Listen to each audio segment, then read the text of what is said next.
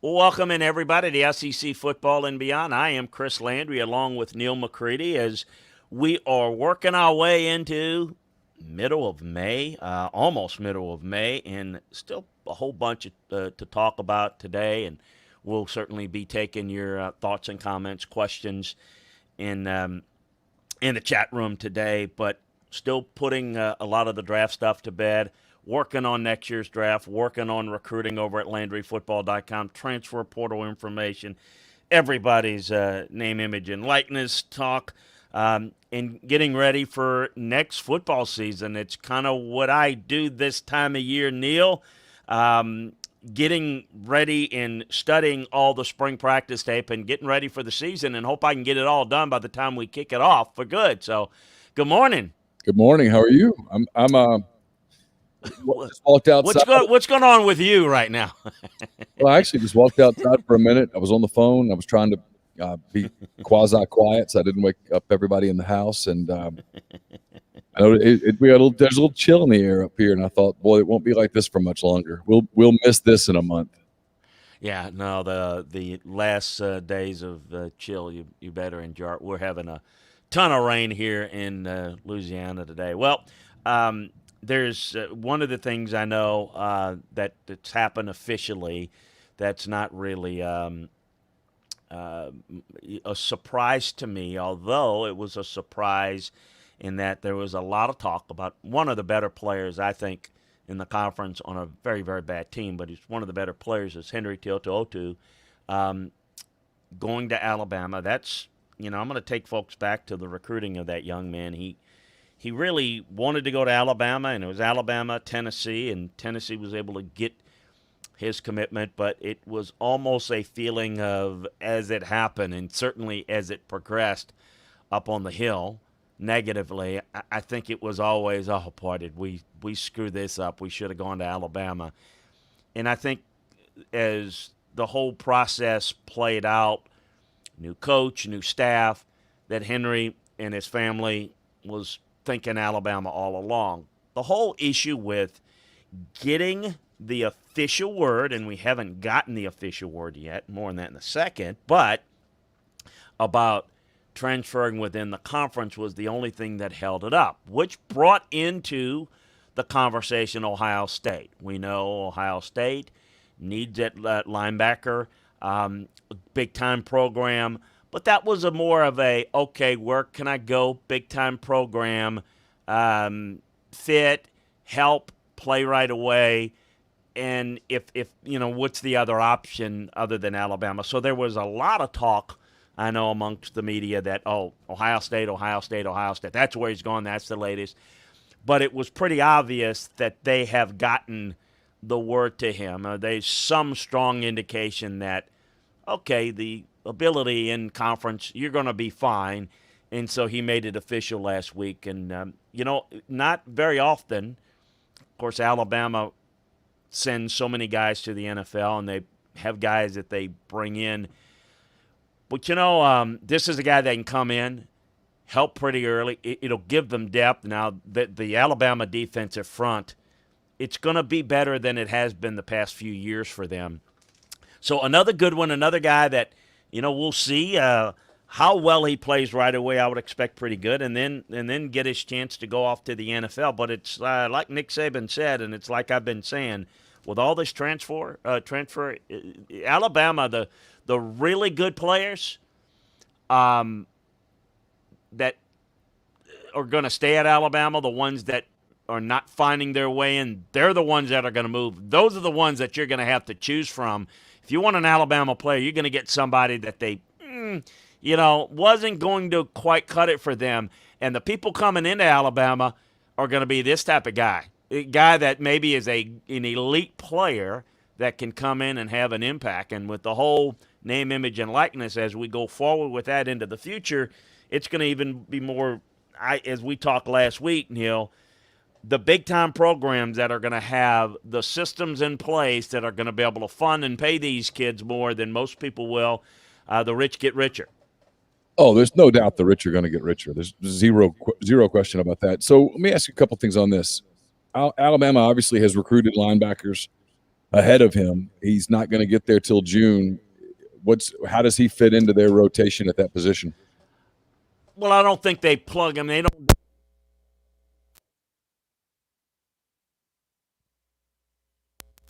Got so excited, I just stepped on the cord and disconnected myself. They've got three really good ones. They don't do depth charts, and Nicky doesn't like the depth charts and the talk. He's gonna be 104, and is gonna play an awful lot early, and we'll see how much he starts. Here's the thing: it is in checking into it, they're not completely like. If for some reason, the big thing that the family understands is you go there, and he would have gone to the NFL regardless, stayed at Tennessee anyway, but he's going to get better prepared now. So, like, for some reason, it takes him a little while to adjust, and it is not out of the question that he can stay there an extra year. I think the plan is after 1 year, he's probably plays well enough, grades well enough to go, but the whole conveyor belt system that they have, doesn't plug right in and start first day. He's got the talent to do it, but obviously, assignment-wise, how well he's able to adjust. He's going to be one of four that they're going. I think he's still got a couple guys to beat out. I think, though, the experience level of the guys that he's competing against, he's going to fare very well because he's played a lot of good football at the SEC level. He's just got to pick things up in the way Alabama calls it and the way Alabama does it. So I expect him to have early, immediate impact, personally. I've read a lot of stuff football-wide following the draft about linebackers, that linebackers are sort of the defensive fullback, that they're getting that middle linebackers getting phased out of football a little bit. You buy that? Well, because of obviously the nickel is the base system now. It's it used to be you call your base the nickel. Nickel is the base. So let's say you run a 4-3, for example. Your third linebacker is, not on the nickel back is on the field 65, 68% of the time, maybe more in the NFL. So, well, just do the math. I mean, you're going to take certain guys out. They're not on the field as much.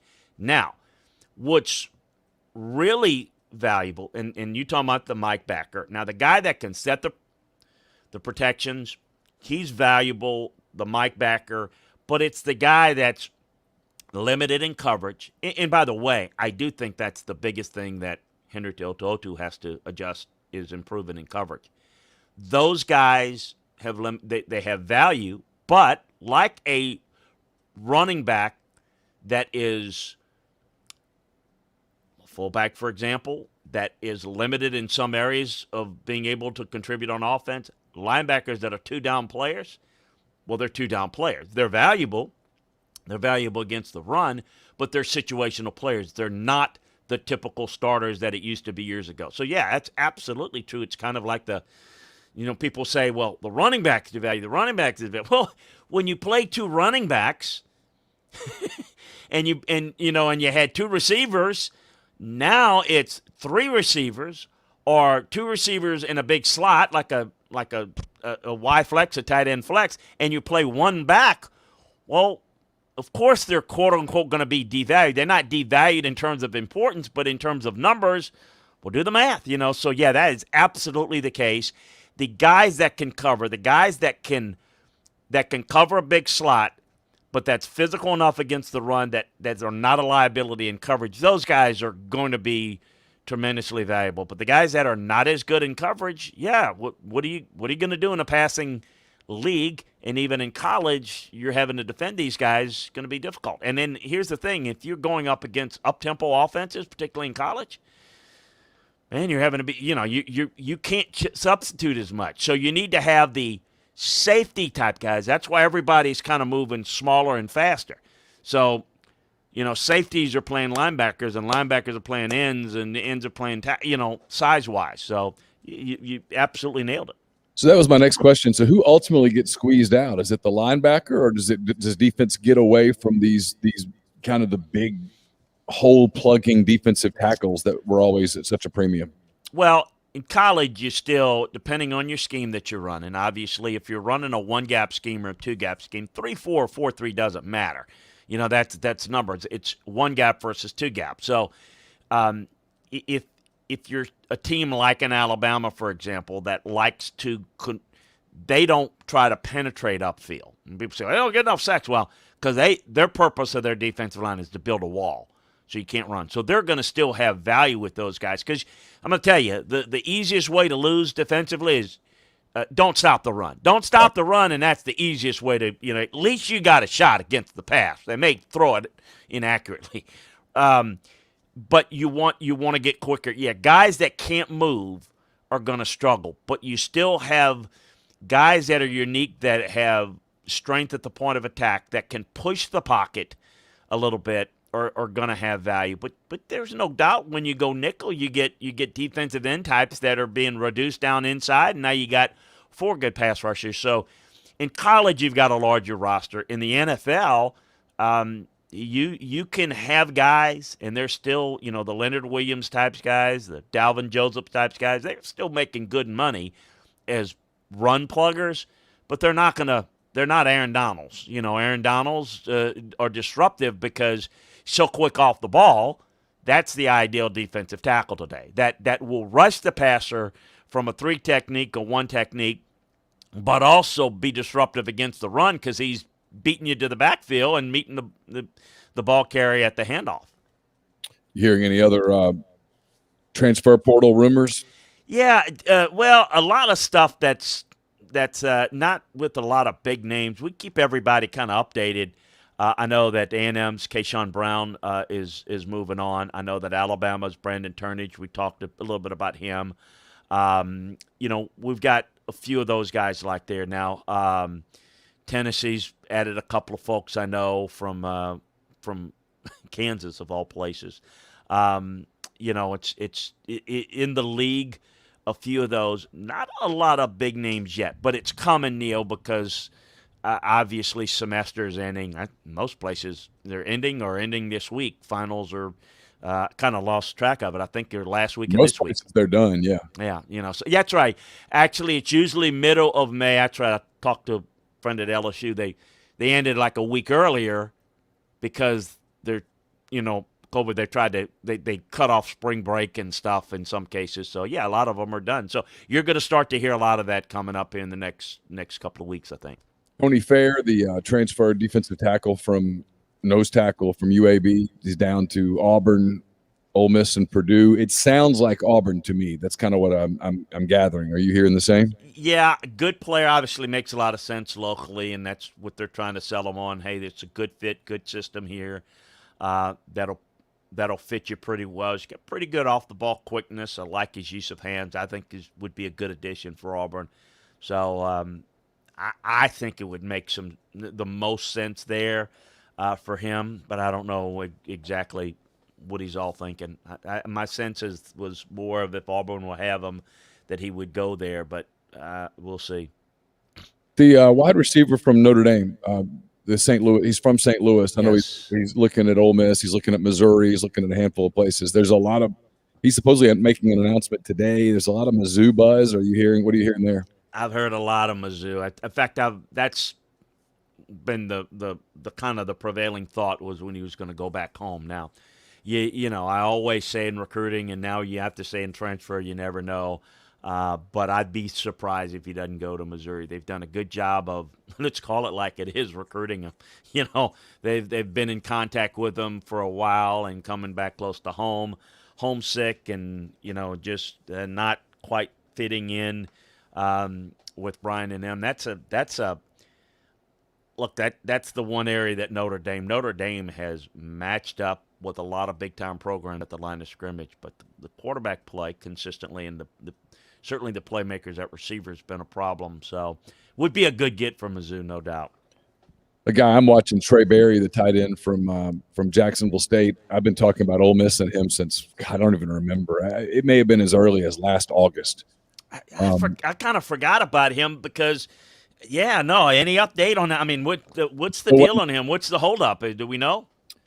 It's a funny thing, right? It's kids have figured out how to use social media or not use social media in a lot of ways, and could probably do a lot of. We could have a really in-depth journalism kind of a thing here. It would make me sound sort of old manish, but I don't mean for it to. I do this with young journalists all the time. This is going to sound bad. When you allow them, and again, it already sounds bad. I already hate the way it sounds. When you allow them to be their own news outlet, they put out a tweet and you write a story about the tweet. You just gave them what they wanted. So a lot of these kids have figured out, hey, the best way is just to be quiet. I can manage my own story, which I don't blame them, by the way. And so there ends up being no news at all. Everything I've heard consistently as of even last week was that he was still headed to Ole Miss, but here we are on May the 11th, and my intent is starting to go up a little bit that it hadn't happened yet. But again, and I catch myself saying that, and he can't show up for 3 more weeks anyway, so what difference does it make? Yeah, well, it's I think the one thing you never know is, has the kid, what's the hold up with the kid? Like, the kid may already know, and it just hadn't quite come out, and he's just, Sure.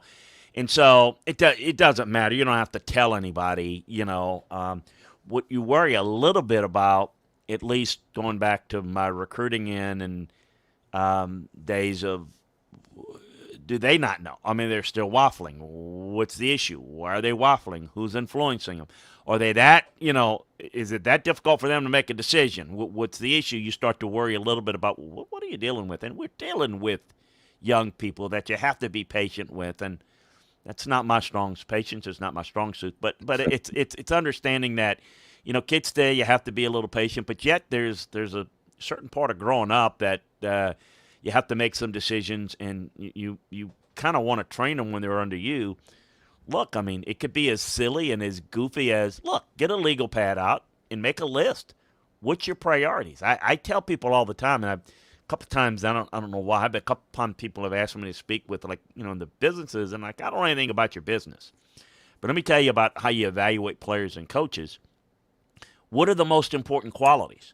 So what's the most important qualities you're looking for in a salesman, or if you're a kid looking for a school? List them. Create your own critical factors and put a numerical, element to it, and write the notes of why what do you think in this element, in this critical factor about this school, that school, and then that really helps you, because once you put it down, you start to see it. You write it, it's from you, but you start to see it, and wait a minute, then why am I having trouble? Well, if you're still doing it and you're still having trouble, well then there's something else going on. So in other words, if you're trying to gerrymander your decision, well, what is it? Is there something else that you're not being honest with yourself about? And I think it's a good exercise. You can do it for yourself. So, anyway, I think that those are good things to do, and I think sometimes kids, they go back and forth, but you never know, You never know who's in their ear. They want to do this. They don't want to, disappoint this guy and that guy and whatever. It's tough. It's a tough process. It's why I've told people about recruiting, and it's probably not the best way of doing business, if I'm honest with what I do for a living. The best way is probably to promote the drama and pump the drama and just ride the drama, and every once in a while take the beating when you get it wrong, but stay on the drama. That there are examples of people that have stayed in business just pumping drama for years. I don't like doing that. It's not comfortable for me. I guess it's the journalism in me. I want to get it right, and so I kind of avoid a lot of that, because I hate getting out on that limb of going, okay, this kid is going to X, and then he doesn't, and you get beat up. And so Barry's one of those guys that, I mean, everything I've heard consistently from multiple sources, if this were just single sourced or something, I wouldn't be there, but from multiple sources going back, and I can't remember when he got on my radar for the first time. It was, I don't know, August, September, no later than October. And pretty consistently, he's going to end up at Ole Miss, and he played at Jacksonville State, which leads into Georgia Rebels' question, which is, he says, how good is Trey Berry? I think he's good. I think he can help them. Look, a lot of that from a skill set standpoint, he's got what you're looking for. What I can't answer, because not around the kid enough, is the maturity, and I don't mean like kids immature, not just to how he develops and how hard he works, all those things. That's going to determine it. You hear me talk a lot about that, around draft time, and okay, what happens from now on is going to be key. I think the kid has got a lot of potential, got a lot of ability. He I plays really the do. ball really well. He goes up and gets the ball well. He's a big target. What I'd always heard was that he was the kind of guy that a lot like Kenny Yeboah, that because he's such a big target, and with Corral, who's a pretty accurate passer, that that would be a good match. Obviously, he didn't play with elite quarterbacks at Jacksonville State. He's going to play with if he comes to Ole Miss, he's going to play with a much better quarterback in Corral. So he'll be more of a weapon in a passing game. And you would know more about this than I do. Jacksonville State, a wide open passing game is not their method of attack. That is what kind of Ole Miss is going to try to do under Lane Kiffin and Jeff Levy. Yeah, this is the type of guy that it's going to be should be real effective in the back shoulder fade and the red zone and have an impact there. Is he a guy that's an elite athlete? I think Kenny Yeboah is a good example. When we thought Kenny was going to get drafted late and got him, he's going to get his chance. But I think this guy has got the size to be able to be a mismatch and to help them and be a productive player in what they do. Because a lot of what you have to do, or what you can do with a guy like you don't have to be. The ball can come out a little quicker. You don't have to be as accurate. You just have to know where not to throw the ball, but give him a chance to go up and get it and win it, and he'll have chances because of his size to be able to do that. Big breaking news here. Buffalo quarterback Matt Myers has taken his name out of the transfer portal. He's back at Buffalo. So anybody who was following that breathlessly, you can. I tell you what, they did a good job. They hired a pretty good coach, Lance Leipold, of course, going to Kansas. But they went and they hired the D coordinator over from Dana Hargison over at Houston to go to Buffalo. So that's a really tough job, and Lance has gone from tough job to tough job. But I remind folks, I don't know. Sometimes you just, whether it's just bad karma or whatever, but because one has nothing to do with the other. But you remember when Turner Gill was the hot coach at Buffalo, and he got the Kansas job, and Lance is a really good coach. The difference, Lance did it at Wisconsin Whitewater, really good job. I'm going to tell you now, he's a hard ass. He's got half the Kansas team already leaving. And then we're real talented to begin, but he's running guys off, and he's quickly assessed that we're going to do this, and we're going to have the right type of culture from the beginning. And some of those, what I call, we'll go and try to get a pretty good athlete to come in here, and Les got a few of those guys that just kind of do their own thing, and in Lawrence, Kansas, and football, you can kind of do it. That ain't gonna fly with the Lance. So I don't know how well it'll do, but they'll be well prepared. They'll be well disciplined, and they may have their answer to Chris Kleiman over on the other side of the state. You mentioned something a minute ago, talking about Henry Tototu, whose name I can't say out loud. I can't make my tongue won't do that. I can't pronounce it the same way twice. It's a tough one. But you were talking about him, and look, Alabama's kind of, and it's interesting. My brain is going faster than my mouth can today, which is rare, Chris, frankly, because my brain usually just moves at a very snail's pace. I can keep up. Today, my brain is really moving. Kermit Davis talked about this NCAA, SEC, whether the SEC is going to pass the intra-conference transfer rule. He thinks they will, because he thinks they really have no choice. He thinks most coaches are probably on board, but he didn't want to speak for other coaches.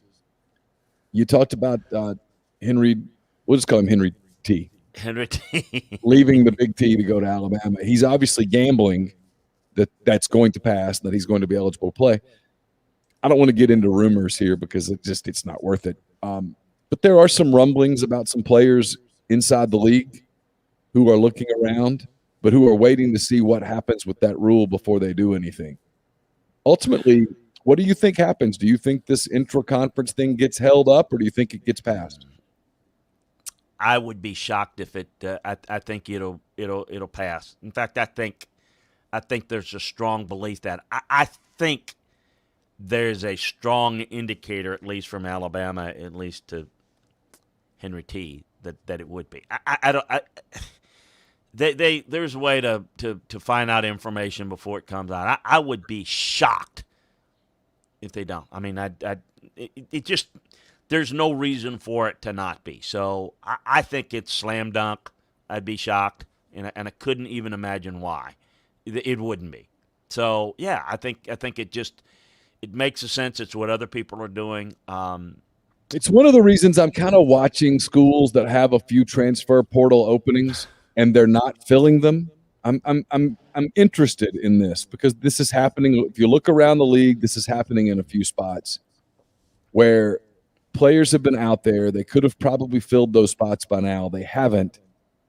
And it's, in my opinion, it's likely because they know of a handful of players that fit their needs better who are waiting for this to pass so that they can pull the trigger on the paperwork. Because it's, here's the deal, right? Let's say let's make up an SEC school. You are at Tennessee A&M, and you're waiting to see, you're wanting to leave to go to Texas A&M, but you want to see this pass. You've got 3 or 4 weeks before the offseason program begins. I mean, you kids graduate, in finals, and they pretty much send everybody home for 3 weeks. Mm-hmm. And you bring them back in June, you crank it back up, you do June, you do July, you send them home for a week and a half, and then you come back for fall camp, and here you go. That's generally the calendar in a pre-COVID world, and I think we're about to return to a pre-COVID calendar. So with that being said, if you're a kid, you've got 3 or 4 weeks to play with here, to wait and make sure that this passes before you leave where you are to go to the new SEC school. Because if you're going to the new SEC school is contingent on this rule passing, you kind of want to wait and see it happen. The SEC is going to have their spring meetings around Memorial Day like they always do. I guess they're not doing them in person this year. They're doing them virtually. That's where stuff gets announced officially. So you have some time. You do, and it's part of what I'm a structure guy. I have to organize.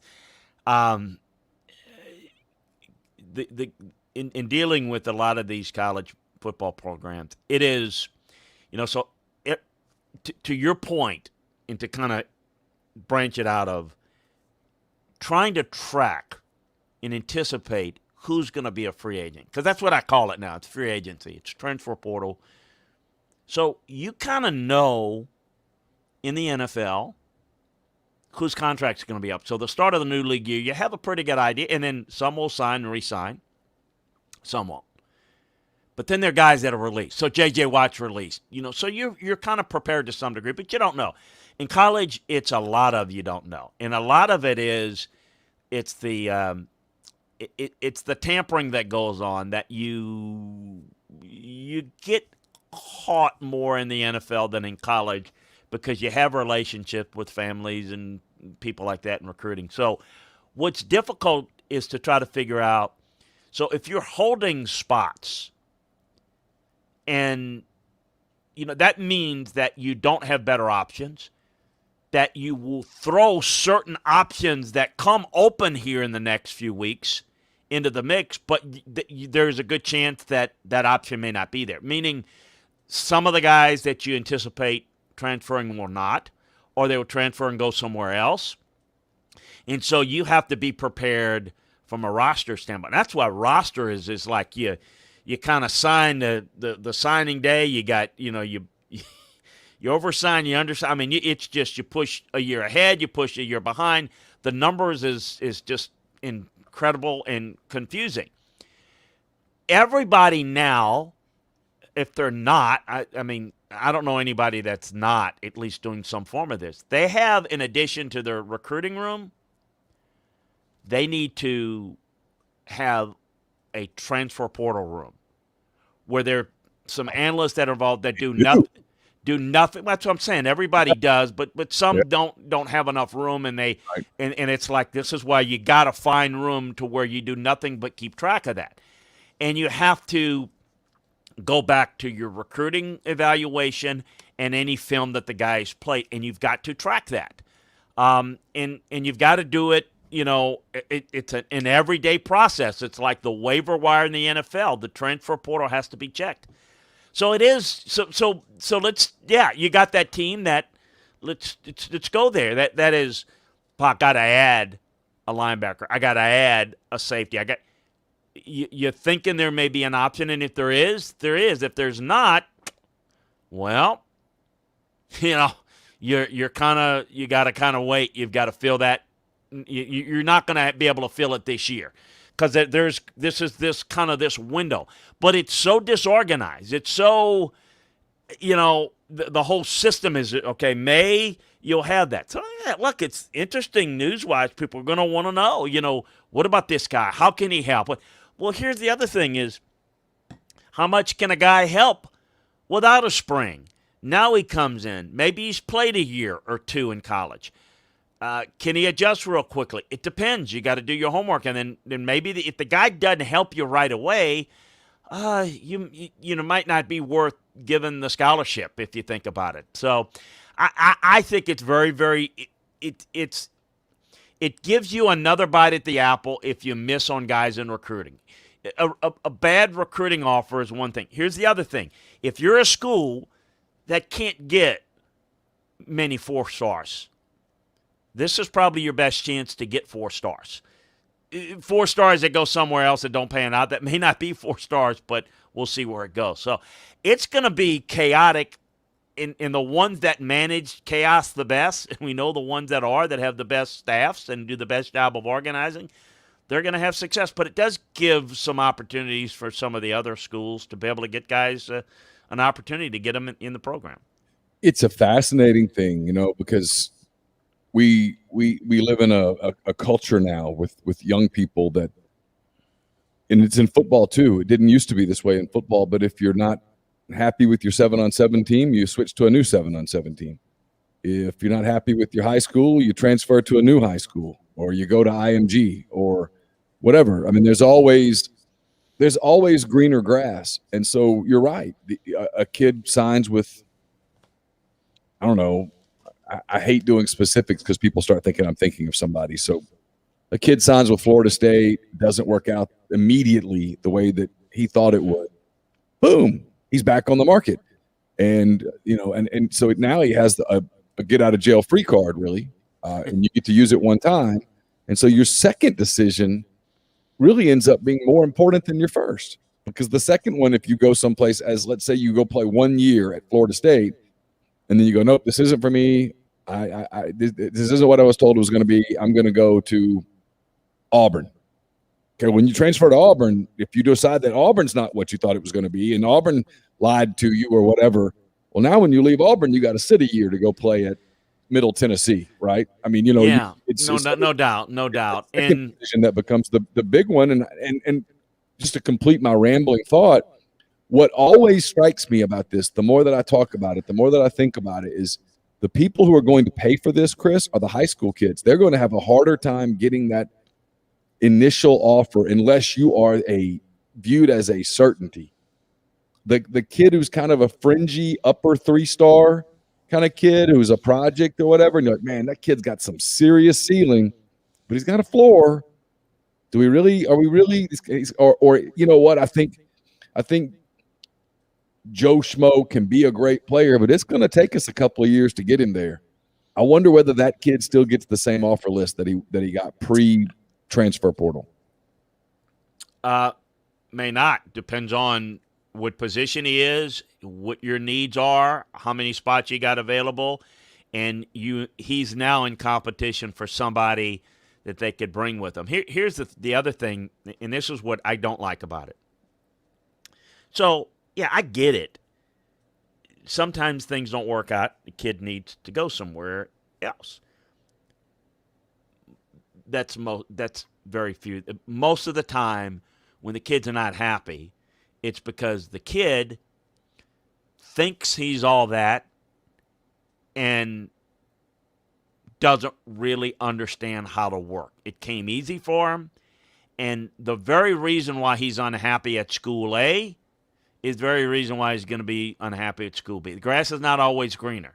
You know, I love your job. And they don't realize the work. They don't realize the things that go with it. We're teaching them a bad message, and I'm going to tell you, 80%, I'm going to throw that out, and very conservatively. 80% of the time, the kid should stay where he is and learn to work and compete, because he's going to have to do with it somewhere else. Now, there's 20% of the time, there are personal issues, family issues, understandable. There's some times where, you know, maybe you're not a fit at that elite school, and if you want to play, you could go down a level or go somewhere else where you're good enough to play at the next school, but you're not, not good enough here. You're going to always be a backup. There's some of that, but you're kind of starting over, and that's part of what you're saying is it is something that the school's going to have to be careful about how they evaluate a kid coming out of high school, and what is his family life? I mean, you can pretty much tell when a kid is being recruited, and the people that are influences in their life, if they're the ones that, and the ones out there, all of you have been out there to T-ball and soccer games and all that, the kids are great. The parents are pain in the ass. It's my son, my daughter is this and that. It should be playing. That's what gets there and gets in there. If you're getting a lot of that in recruiting, you're probably, the guy better be really good to overcome that, because you're probably going to get that once they're there. Not happy, not getting enough reps, and not getting. No. You earn your reps. What you do, but I thought it's just they think they're working hard and they're not. So, like I'm not a big fan of a lot of the changes that are going on. Not because, the old guy, but a lot of the fundamental processes of learning how to work, I think they should have been a more organized system. But allowing the free move, it's going to cause the chaos that's going to be, quite frankly, more hurtful to the kid, the very people they're trying to help. And, not the kid that we will talk about a lot, but the majority of the kids, you hear me say it all the time, the majority of those kids that go in the transfer portal, the ones that you don't know as much about, that you think, they get that opportunity to go somewhere else. You know what? The opportunity's not any better. They're not any more successful because the same issues of work ethic or maybe attitude follows them there. And then it doesn't work. Or worse, they don't even get a scholarship and they're out of football. So it is just not, it's not really good. To me, college free agency will be like NFL free agency. You can fill in holes, but you're not going to, if you are using this as a way to build it, it's going to be very difficult. It's different, but philosophically it's no different than junior colleges. You have to be able to work that in a way to where you have to have a system that's very easy to come in and learn and adjust. Otherwise, you're wasting time because you're wasting years by getting transferred. You don't have enough time to develop them in your system. It's interesting you say that about work. It reminds me, I listened to an interview the other day. I watch a lot of NBA. I know you don't. I watch a lot of NBA. And one of the teams that I've watched a lot this season is the Suns, the Phoenix Suns, because I like Chris Paul. I like Devin Booker. I just like that team. And more importantly, I love Monty Williams, the coach of the Suns, who's overcome just a tremendous amount of tragedy in his life. His wife died in a car accident in 2016 in Oklahoma City when he was with the Thunder. He was on Billy Donovan's staff at the time.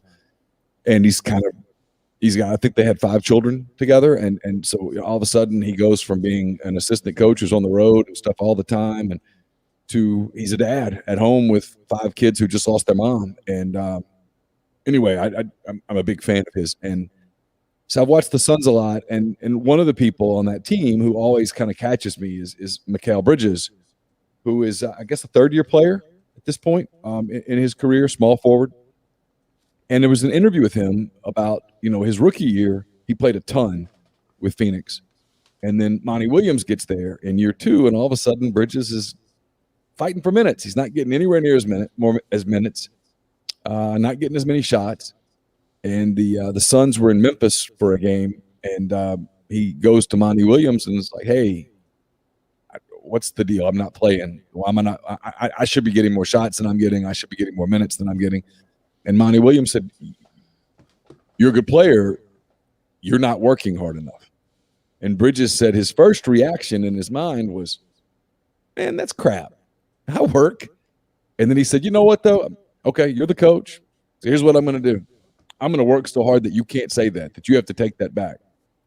And so that's what he did. And sure enough, the work came, the minutes came, and now the production's coming. He's on a team with Chris Paul and Devin Booker and DeAndre Ayton. He's getting 13.5 a game. 4.3 rebounds, 2.2 assists. He's shooting 42.2 from 3. I mean, the point of that is here's a guy that exactly sometimes coaches have a hard time getting that across to guys that, hey, it's when you say, hey, you're not working hard enough, it's not an insult. It's just a statement of fact that you got to work harder. And if you work harder, the results come. But a lot of times it takes a guy going through adversity to figure that out. And a lot of times now, and this is not the kid's fault. I think it's a societal thing. You don't like your travel baseball team, you switch to a new travel baseball team. You don't like your AAU team, you switch to a new AAU team. You don't like your club soccer coach, you switch to another club soccer team. So it's so easy to do that. Mm-hmm. That just kind of becomes the deal. But at some point, there's kind of a reckoning, and that's why I'm watching transfer portal kind of closely, because once a guy transfers, there's the reckoning, because you can't do it again without penalty. You know, they say you give them a leash and they'll hang themselves. Give them rope, they'll hang themselves. It's kind of what, we do things in a different world today, and this is a bigger issue. It's not freedom. It's like, it's perceived like freedom. And, there's a certain lack of discipline that we all have, lack of respect of an honest day's hard work in earning it, that everything should be given to you, and that's not the way the real world works. Or maybe it's where it's becoming, but that's what we're teaching. I think that's the information that you've got to look at and say, well, wait a minute, what are we really teaching? And when you're recruiting, to me, in the draft process, you have to look at what you're getting at, what you're getting. You can maybe sometimes head off a lot of that information. So I think that those are the things that you look at, and sometimes the guy that comes in with the ideas of what's in it for me, and not really buying into the team concept, then I think that's the issue. That's sometimes, all right, that's your answer. Maybe you want to go in a different direction. Grind makes a good point about transfers, I think, and it's kind of interesting. I've talked to a few coaches about this, and they're still it's so new that they're kind of figuring out how much you want to depend on this. He says the only thing with transfers is that you can build a good team, but it's hard to build a good program. There are two different things. It says Gus lived, referring to Gus Malzahn, the former Auburn coach, lived on transfers, which made for a good team at Auburn. He had a good team here and there, but he failed to build a consistent program. I think that's fair. Well, I don't think recruiting wise he did nearly as good a job in that regard. And that's when you don't recruit well. It's kind of like teams that don't draft well. They have to rely more on free agency. They have to go after somebody else's. When you do a bad job of recruiting, you end up having to take transfers. You end up having to kind of go back and fill them. And it used to be, with junior college guys, now you can do it in transfers. So anyway, I think those are the things that you look at and you say, well, wait a minute. It's kind of, to me, the biggest problem that you have is, like, I thought Auburn did the worst job recruiting offensive linemen of any major program. So it's been a big issue. and I think that's part of the problem, and it'll be something going forward that we'll see. I do think that is a big part of what I think we're going to see going forward. That's going to be an issue. This podcast is brought to you by Blue Sky. Blue Sky believes in being fast, fresh, and friendly. Through the thoughtful layout and cleanliness of their stores, Blue Sky hopes to provide customers with a fast and easy buying experience. From services to products, Blue Sky plans to keep things fresh and always provide the freshest flavors of their brand name products and the best services available. They even bring in some of the newest products on the market to their stores to provide an even better customer experience. A smile can say it all, and at Blue Sky, they want to show their customers that they care about them and their shopping experience. They always strive to improve their efforts to accomplish exactly that. So check out Blue Sky today at any one of their 48 store locations across the Southeast. And we're brought to you by Alpha Specialties, located at 1670 Highway 80 in Pearl, Mississippi. Alpha is your trailer-specific professional. If you want to haul it, they can call it. Alpha is the premium trailer dealership in Mississippi. They've got Load Trail. It's the premium brand trailer, the highest quality utility, equipment, dump, and gooseneck trailers being built today. Fully primed and powder-coated Load Trail trailers come with an industry-leading 3-year warranty and 2 years of roadside assistance. Alpha Specialties also has Hallmark cargo trailers, one of the most quality cargo trailers on the market, perfect for hauling goods to markets and shows, ATVs to deer camp, hauling race cars, and more. Alpha can also work with third parties to have game day trailers and concession trailers built.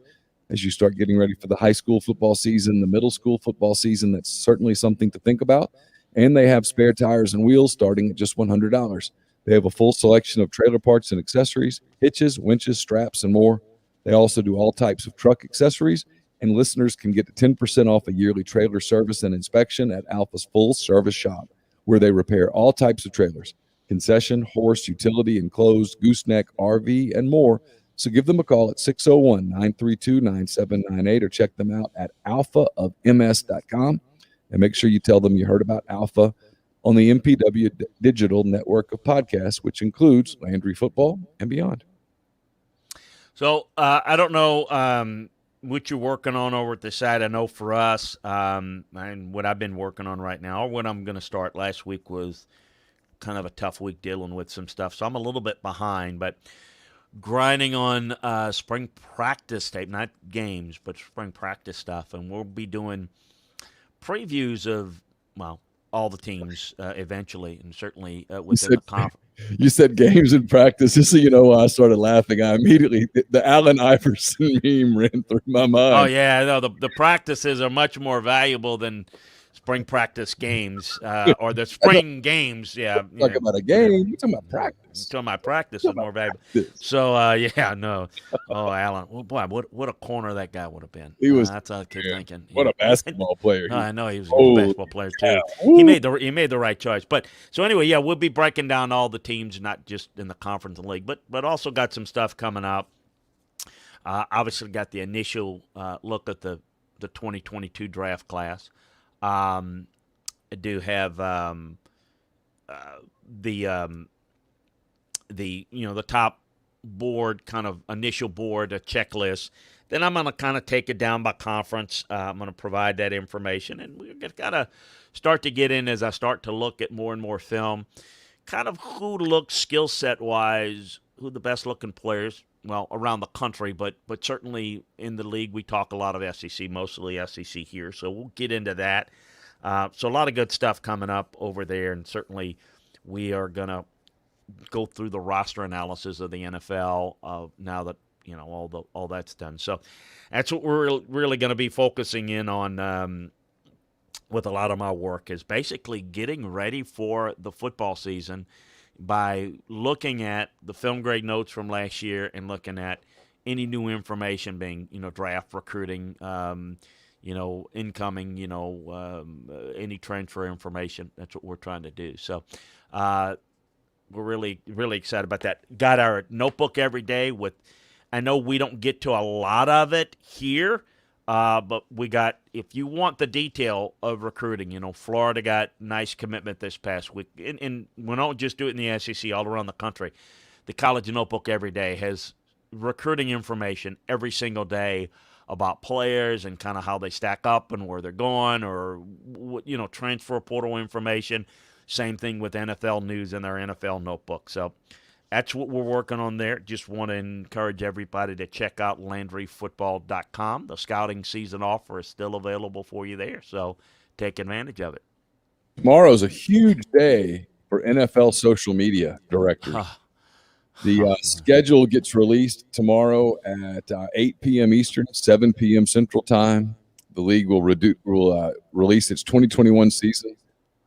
And I'm reading from a story in The Athletic. It says, simultaneously, team social media directors will publish content promoting those schedules, a process that in recent years has become ultra competitive and for some teams, ultra expensive. What reaches fans' feeds is the culmination of months of planning and dozens of brainstorm meetings, all in the hopes of producing the most creative, unique, and viral content. Some teams will deep dive into memes. Some might create music videos or spoof a television show. Many will utilize their famous players. A few will spend tens of thousands of dollars or even six figures for a video they hope will go viral. It needs to be one of the highest production value as well as funny and unique, creative and catchy. And then as the quote says, I think we all understand this is crazy, right? Says Bill Voth, the Carolina Panthers assistant director of digital media and broadcasting. It's just the schedule, but instead of rolling our eyes, we have embraced it and said, let's do something big.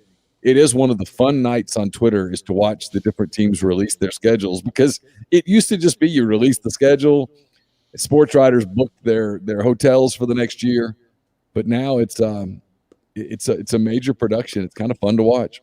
Yeah, it's one of the things that the NFL is just fantastic in their ability to create a moment. It's like they're going to own the day tomorrow, releasing a schedule. And Sure. only them can do that. It's going to be good.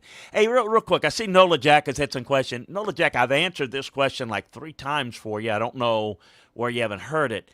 The draft grades, the duplicates in tiers, and I apologize for everybody else that haven't addressed this again. Guys are like interior linemen. If I grade a guy at a center position or a guard position, they may rank a little different. So that's why you have guys in duplicate spots. So hopefully that answers you there. Hopefully you finally hear it, because I've addressed it about 3 times. So thank you.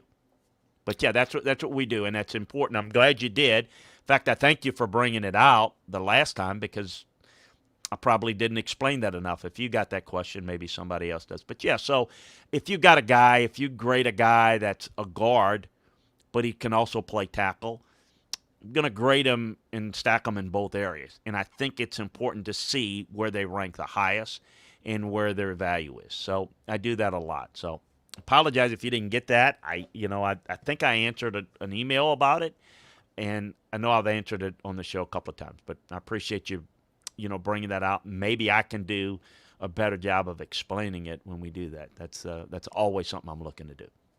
How much do teams know about their schedule before it comes out? You get some indicator. Here's what's interesting. The first thing you look at is, you have any Monday night games? You have any Thursday night games? Because that's a big thing. So you really start to look, okay, we got a Thursday night game. How we're going to deal with that. Now, it used to be it was like the only Thursday games was Thanksgiving. Well, now you got them all.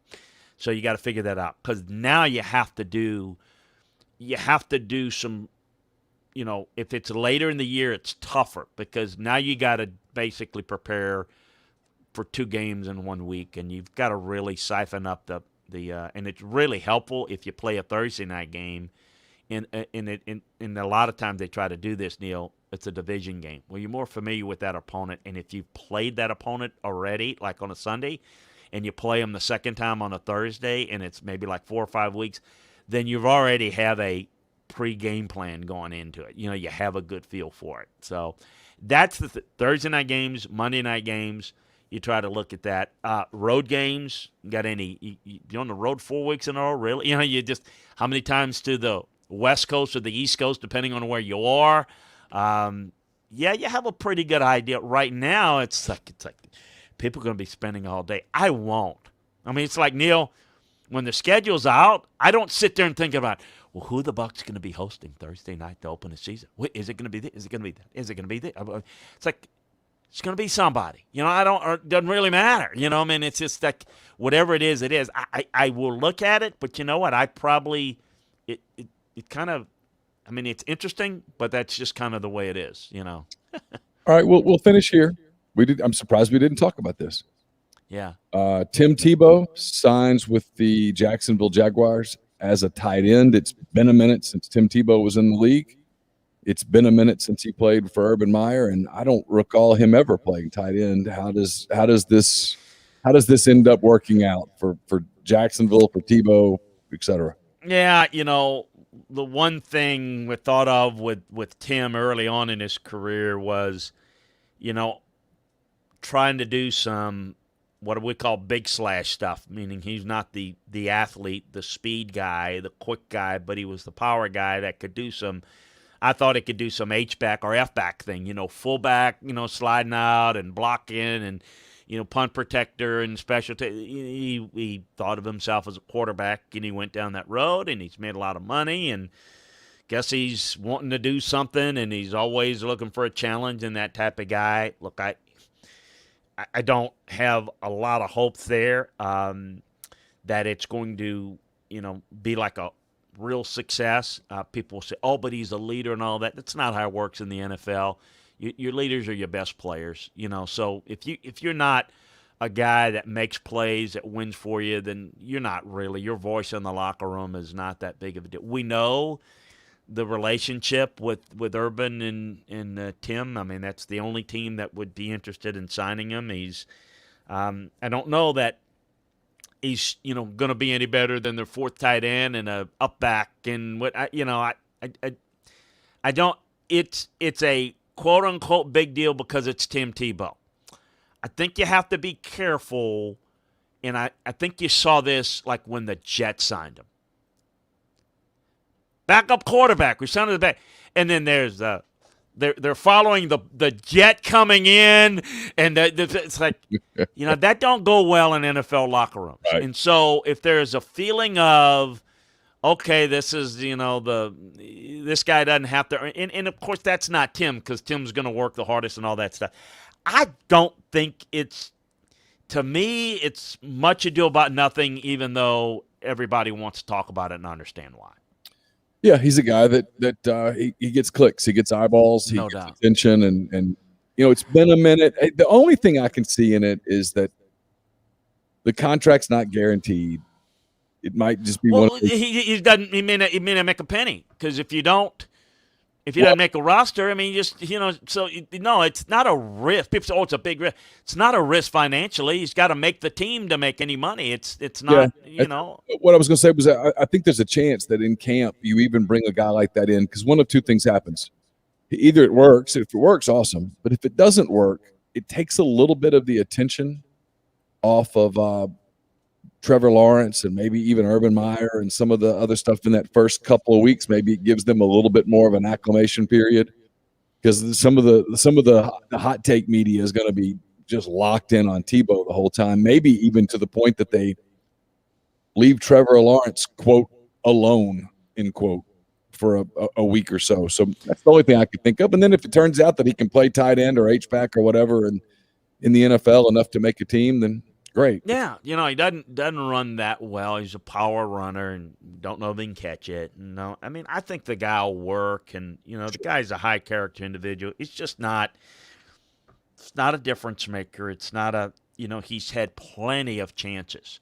I mean, New England, Belichick. I mean, a lot of chances. He's just. College fans don't get it because he was such a great college player at being a very unique player that they think that translates. You get still that people think, oh, this guy played well in the NFL. No, he didn't. He made a couple of throws here or there, and they had to play around him. Yeah. It's just so limiting. Oh yeah, but they won that playoff game against Pittsburgh, and he made the one throw. And that's great. He's made a few other throws. It's just he's slow release, slow setup. He's just so ineffective in the passing game, and it took him a while. He's 33. I'm assuming he's in great shape. I don't know. I think it's the hometown team for him. Maybe being part of the organization at some point. I don't know where this is headed. And I'm sure they've had the conversation. I would hope that, it's if he doesn't make it, then, that becomes, a tough decision. Not a tough decision, but, something that people are going to talk about. So, it's a very, again, did he sign a cheap deal? Remember, you can sign a contract. If you don't have signing bonus money, it doesn't matter what you could sign for, $10 million. You don't make the team, you don't make it. Yeah, right. he hasn't signed any deal yet. Yeah. So there is no deal. It's for all we know, it may not happen. The rumors are that it will. Maybe this is one of those things that gets floated up there. It wouldn't shock me if they both decided, you know what, it's probably not.